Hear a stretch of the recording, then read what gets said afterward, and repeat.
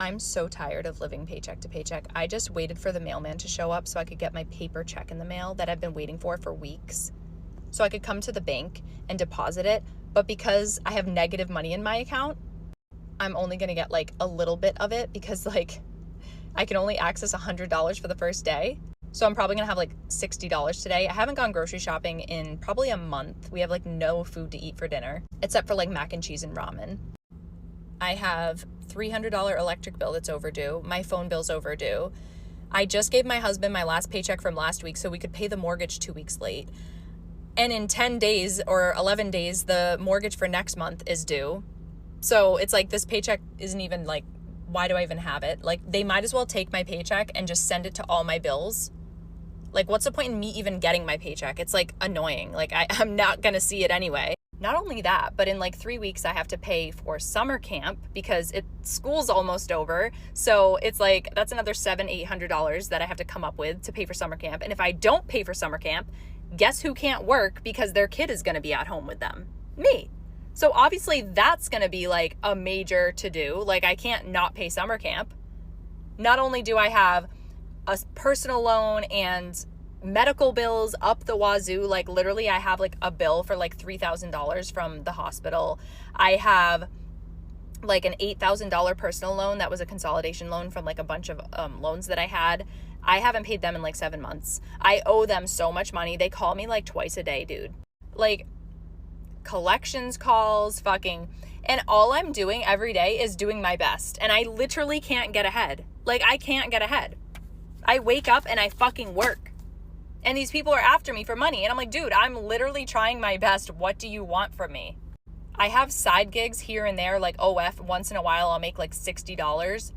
But like, that's not really consistent. And like, I'm a painter. Like, I have a ladder in the back of my car. I'm a painter, right? So like, today, I literally didn't have enough tools to do my job. And I was like, I can't do this right now. Like, I don't have the fucking shit that I need for my job. Like, I can't even fucking work, dude. Like, I'm so stressed. I literally can't. I can't fucking do this anymore. Living paycheck to paycheck isn't just a low-income problem anymore. Even high earners are falling behind, crushed by rising rent, groceries, and debt. This is what it looks like when the cost of living grows faster than your paycheck. Am I the only one who feels like I will never stop living paycheck to paycheck? The economy we live in is trash. The jobs we work for are trash. They pay you the bare minimum, but want you to show up and give your 110%. How does that work? These houses, they want you to pay $1,000+ for rent, and they're 1980 houses. You gotta have a deposit, last month's rent, first month's rent. Like, why do I need to pay last month's rent? I don't understand that. Car insurance, car payments, they're rip-offs. Why am I paying $300 for car insurance?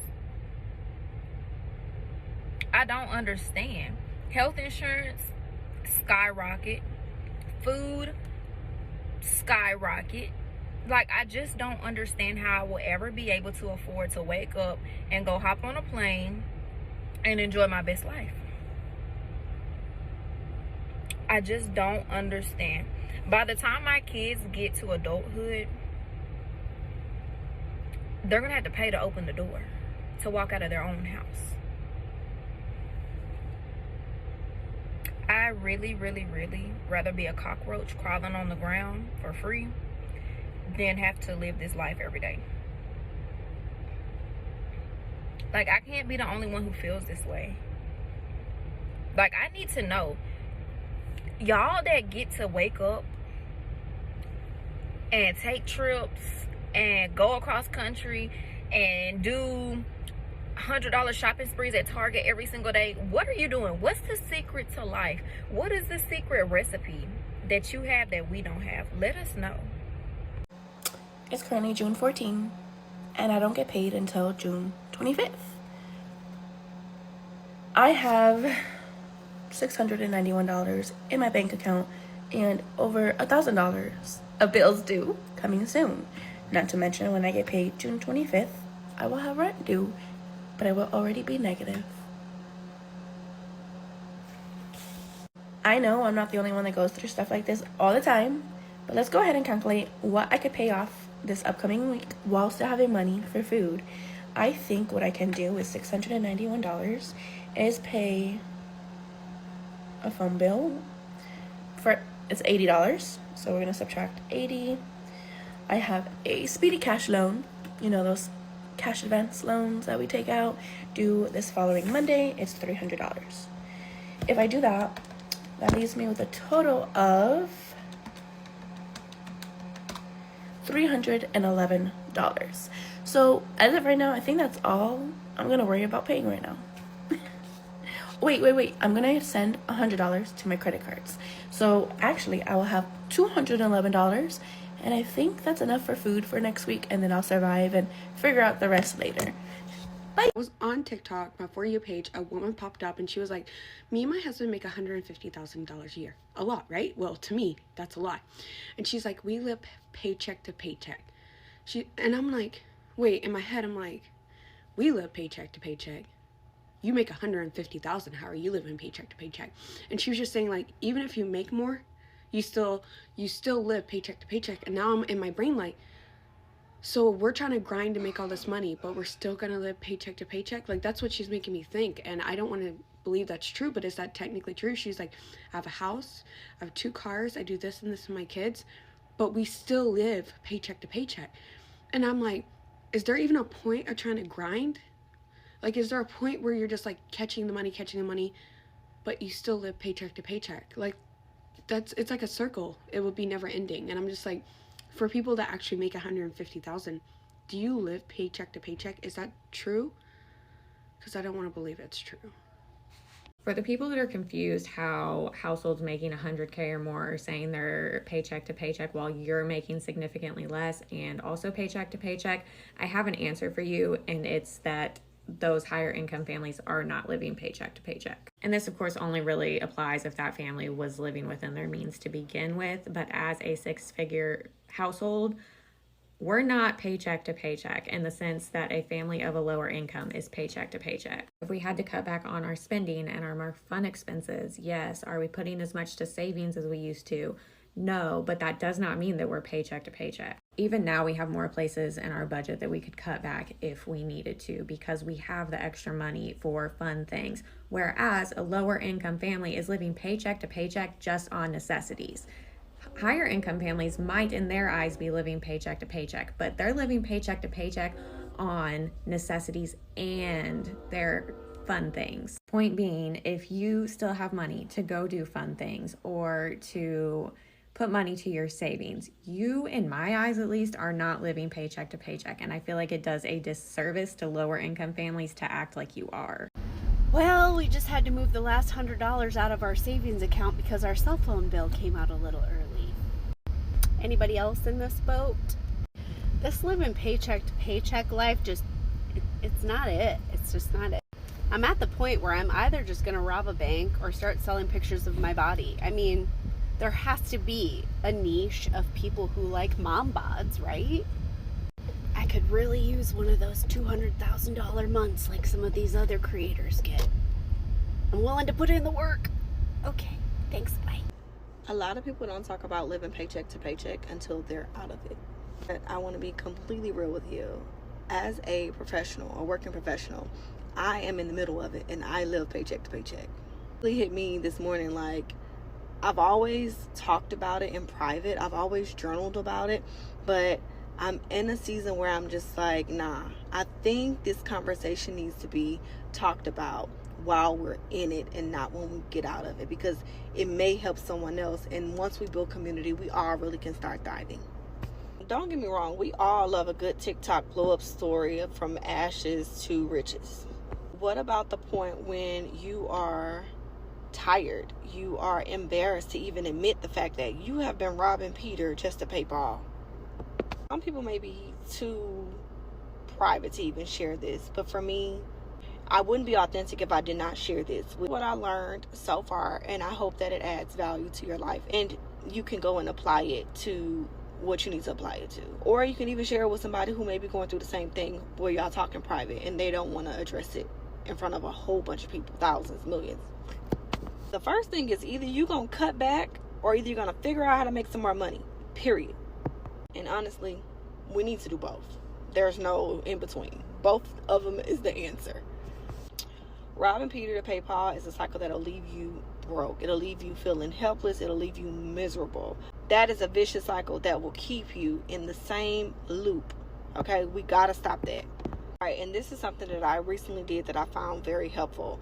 Number 3, you need to retrain your thinking about money. You need to look at how you relate to money. A friend of mine suggested that I learn a skill. I learned the skill, but then I also was able to take away money management, or like my perception of what I considered an asset really changed, right?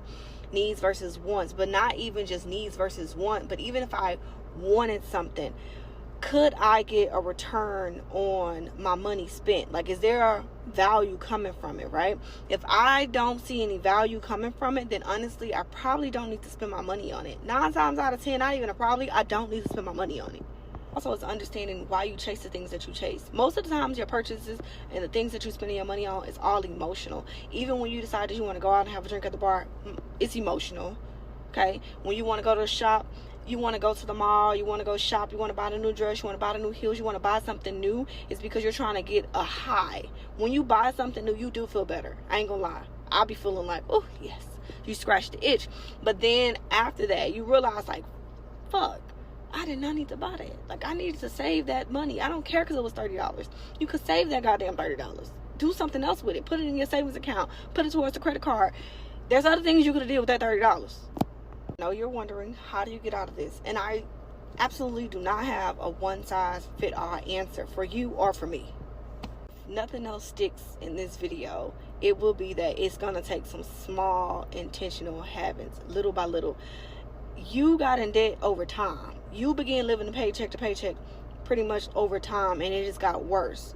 So that means we're going to have to scale back slowly and start making intentional habits, making intentional small choices to get to where we want to be. Honestly, you're not lazy, you're not a failure, you're just in a very tight season, and we just got to figure out how to get the hell up out of it. It's not permanent, and I say it's not permanent because that's only if you're willing to be accountable, have discipline, and do what you need to do to make your life better. So expensive not to be rich, and I was raised very financially privileged. My mom had a good job, my dad stayed home and raised the kids, they didn't have to pay for childcare, like all of that sort of thing.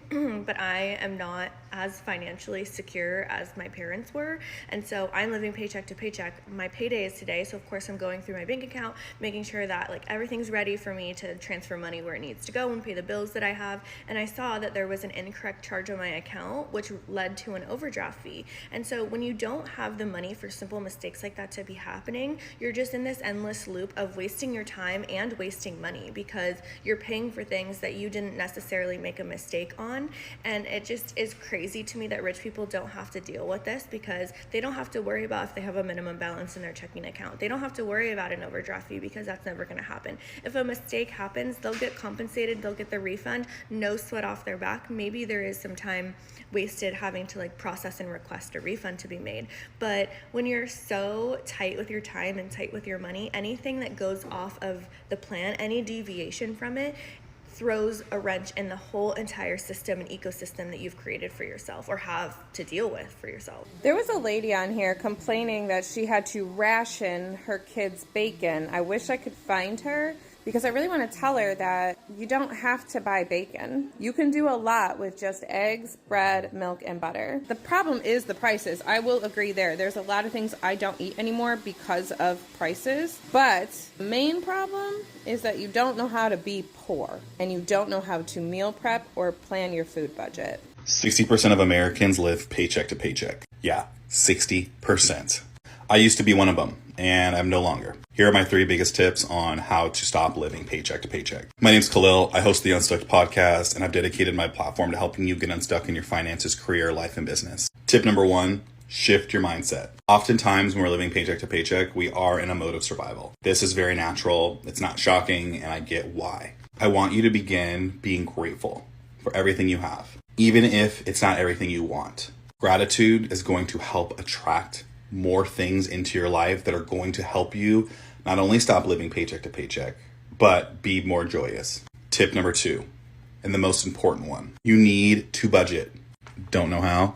Don't worry. I created a budget template and budgeting video walkthrough where I literally walk you through how to set up your budget. Creating a budget isn't meant to limit you. It's meant to give you more joy in your spending and relinquish some of the emotional trauma that you're experiencing by living paycheck to paycheck and not understanding your flow of money. So what does that mean? Basically, right now, you're running yourself into more debt by not understanding your flow of money and not understanding where all your money's going. Slowing down and accounting for where every dollar, every hundreds of dollars are going is going to be really important, and it's going to help you do a couple of things. One, it's going to help you establish where your money's going and understand your flow of money. And 2, it's going to give you an opportunity to start to build an emergency fund, which this is like tip 2.5. With the money that you will save, whether it's $25, $10, I don't care how little, you're going to be able to put a little bit of extra cash into an emergency fund in case a rainy day comes up, but also just to give yourself a little bit of cushion so you're not always living paycheck to paycheck. This can take some time to build up, but once you have a solid base, you'll know exactly what I'm talking about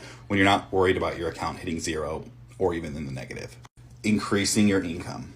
Job hopping. If you've been at a job that's not paying you well and it's been that way for years, it's time to start engaging your network. It's time to start looking for something else. The ability to switch jobs is going to actually allow you to leverage that experience so you can actually make more money. This one's a little bit tougher, but a side hustle. Side hustles are great for earning a little bit extra income, but it does require you to work a little more. So if you're someone that just wants one job and you just want to do it that way, job hopping or going to a new job from where you're currently at to increase your income is going to be your best bet. Low income is the root cause of why you're in debt and why you're living paycheck to paycheck. And so I want you to focus on increasing your income. If you want more, I talk about this in numerous episodes in the Unstuck podcast. And I also offer my budgeting guide to get you started. And in that walkthrough, I actually walk you through some of the things that we're talking about now. Let me know in the comments if this helped, and I'll answer some questions below. Now more than ever, people are combing through their budgets, trying to stretch every dollar just to cover bills and stay on track with their goals.